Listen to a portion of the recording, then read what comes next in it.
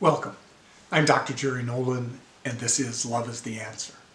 In today's segment, we're going to examine an example of demeaning language as a barrier to love and offset that with uplifting, encouraging language. Let me say this at the start. The story I'm going to tell you is a little hard to hear, and it's the rare exception of what happens in our profession. But we still have to face the fact that it does and look at other ways to interact with our students.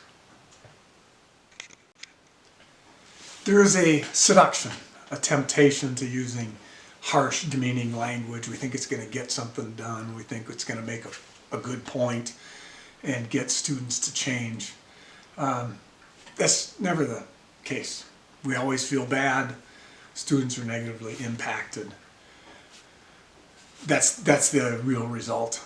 This story comes from a man named Mike, who is an admired master teacher. He was in a school district for 3.5 years. It was his first teaching job. And one of the examples that he shared with me was a teacher came into the class and told the class, "This town is a pile of manure and you're all the maggots." Yikes. So what did the maggots do? The maggots went and vandalized the teacher's car, smashing it in the front and the back and the side with an old beater that they had. And when I talked with Mike about that, he said, so that was the kind of animosity that existed between the teachers and the students in that district, and it wasn't the only instance of something like that that happened. What happened to Mike was he left the profession.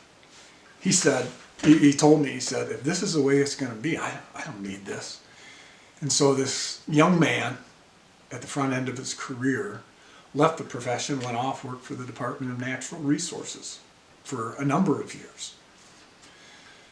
When we think about 44% of the teachers that come into our profession leave by the 5th year, a toxic culture is a reason they leave. It's not the only reason. They've got all sorts of reasons, but certainly it's one of the things that happens.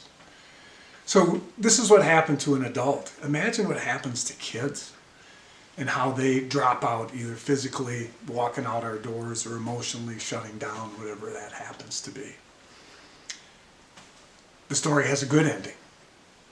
Mike, after working for the DNR for a few years, came back to our profession, taught for decades, was always an uplifting, always used uplifting, encouraging language with kids, always encouraged kids to be their best and do their best.